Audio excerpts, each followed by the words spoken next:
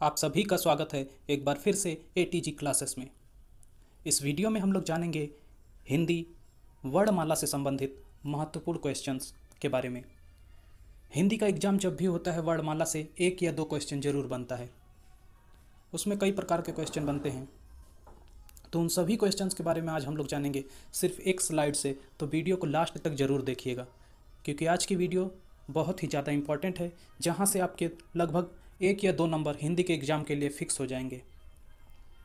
इसमें हम लोग जानेंगे वर्णमाला का विभाजन, स्वर में, व्यंजन में और उनकी संख्या के बारे में। व्यंजन में हम फिर वापस जानेंगे स्पर्श व्यंजन किसे कहते हैं, फिर आता है अंतस्थ व्यंजन किसे कहते हैं, और उसके बाद आता है ऊष्म या संघर्षी व्यंजन किन्हें कहते हैं, और फिर है संयुक्त व्यंजन या फिर संयुक्ताक्षर किसे कहते हैं। तो शुरुआत करते हैं आज के वीडियो की। इससे पहले यदि आपने अभी तक चैनल को सब्सक्राइब नहीं किया है तो प्लीज़ चैनल को लाइक और सब्सक्राइब ज़रूर करें। तो स्टार्ट करते हैं आज की वीडियो।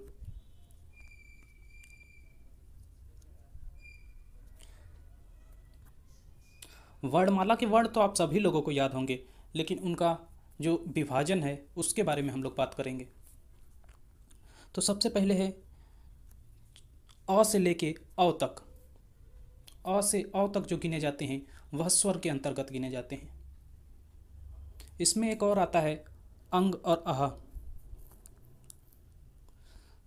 जो किसके अंतर्गत, स्वर के ही अंतर्गत गिने जाते हैं। तो पूछा जाए स्वर मूल रूप से कितने होते हैं तो 11 होते हैं, और पूछा जाए यदि कुल स्वर कितने होते हैं तो 13 होते हैं।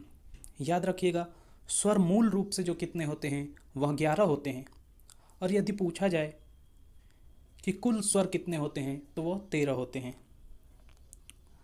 इसके बाद आता है व्यंजन का क्रम। अब व्यंजन भी कई पार्ट में डिवाइड हैं, तो उनके बारे में हम लोग जानेंगे। जैसे पहला है स्पर्शी व्यंजन या वर्गीय व्यंजन। अब इन्हें स्पर्शी व्यंजन, वर्गीय व्यंजन क्यों कहते हैं? क्योंकि इनका जो वर्ग जिनसे इनकी शुरुआत होती है, जिस वर्ड से, उसी के ऊपर उस वर्ग का नाम रख दिया जाता है। जैसे क से शुरुआत हुई तो उसका नाम क वर्ग रखा गया। तो व्यंजन में जो पहला विभाजन है वह है स्पर्शी व्यंजन या वर्गीय व्यंजन। तो क वर्ग में क, ख, ग, घ और अंग आ गए। इसके बाद च वर्ग आता है, और फिर आता है ट वर्ग, फिर त वर्ग, और फिर आता है प वर्ग। तो स्पर्शीय व्यंजन या वर्गीय व्यंजन क्वेश्चन पूछता है, ये इसमें से कोई वर्ड दे दिया जाता है, ये पूछता है ये किस वर्ग का है, तो आपको उस वर्ग का नाम बताना होता है। और स्पर्शीय व्यंजन या वर्गीय व्यंजन की जो टोटल संख्या होती है वह 25 होती है। इसमें 2 व्यंजन और दिए गए हैं, जो ये रहे। इन्हें क्या कहते हैं? इन्हें कहते हैं उच्छिप्त व्यंजन, और इनको मिला के इनकी संख्या कितनी हो जाती है +2 करके, तो इनकी संख्या टोटल हो जाती है 27, यानी कि 27 हो जाती है। तो इस प्रकार उच्छिप्त व्यंजन को लेके इनकी संख्या 27 हो जाती है।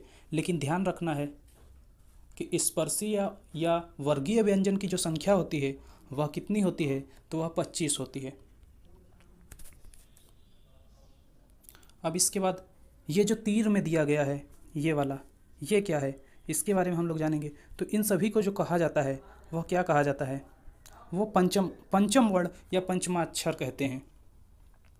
इन्हें पंचम वर्ण कहा जाता है, क्योंकि ये पांचवें, अपने वर्ग के 5वें स्थान पे हैं सभी, तो इस वजह से इन्हें क्या कहा जाता है, पंचम वर्ण। क्वेश्चन पूछ लेता है कि जैसे कोई इनमें से कोई एक वर्ड दे दिया जाता है, पूछता है पंचम वर्ण कौन सा है, तो उस पर आपको सही का निशान लगाना होता है।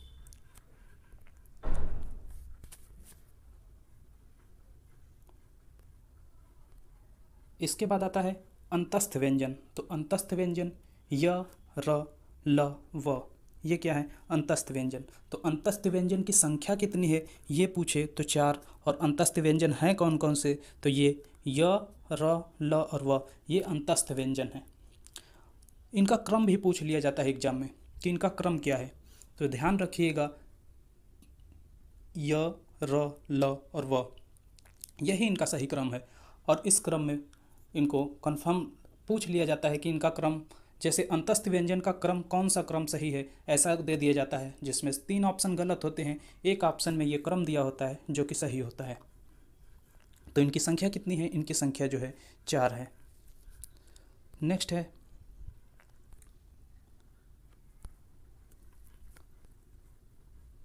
ऊष्म व्यंजन, या इन्हें और कहते हैं संघर्षी व्यंजन। इनकी भी संख्या कितनी है? 4। इसमें कौन कौन सा आता है? जो तीनों श हैं, श, श, स और ह, ये किस में आते हैं? तो ये आते हैं ऊष्म व्यंजन या संघर्षी व्यंजन के अंतर्गत। इनका उच्चारण करते समय मुख से ऊष्मा निकलती है, इस वजह से इन्हें ऊष्मीय व्यंजन कहते हैं, और इन्हें बोलते वक्त थोड़ा संघर्ष करना पड़ता है, इस वजह से इनको संघर्षी व्यंजन भी कहा जाता है। तो इनकी भी संख्या याद रखिएगा, संघर्षीय व्यंजन या ऊष्म व्यंजन की जो संख्या होती है वह कितनी होती है? तो इनकी भी संख्या 4 होती है। अब इनका उच्चारण स्थान पूछ लिया जाता है, तो इनको कहते क्या हैं? तो याद रखिएगा, ये जो स है इसे कहते हैं तालव्य श, और इसको कहते हैं मूर्धन्य श, और ये वाला जो स है इसको कहते हैं दंत्य श। इसका उच्चारण दंत से होता है, इस वजह से इन्हें दंत श कहते हैं। और ये जो बीच वाला स है इसको कहते हैं मूर्धन्य श, या फिर गांव में कहा जाता है इसको पेटफरुआ श। और इस वाले स को शलीफा वाला स कहा जाता है गांव में, लेकिन जो इसका उच्चारण स्थान है वह तालु से होता है, इसलिए इसे तालव्य श कहा जाता है।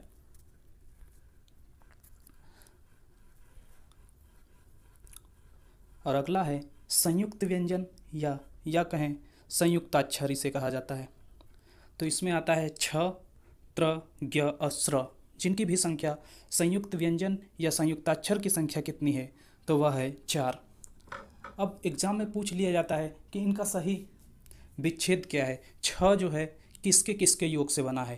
तो याद रखिएगा, श जो है, छ जो है वह बना है क प्लस श के योग से। त्र जो है त प्लस र के योग से बना है, और ज्ञ जो है ज प्लस य के योग से बना है, और श्र जो है श प्लस र के योग से बना है। तो इस प्रकार इस एक स्लाइड से हम लोगों को बहुत सारी क्वेश्चंस तैयार हुए। तो ये स्लाइड, इसका स्क्रीनशॉट ले लीजिएगा, और इस स्लाइड से आपके लगभग 1 नंबर का क्वेश्चन तो ज़रूर तैयार हुआ होगा। तो यदि आपको पसंद आई हो वीडियो तो प्लीज़ चैनल को सब्सक्राइब और लाइक करना ना भूलें। धन्यवाद।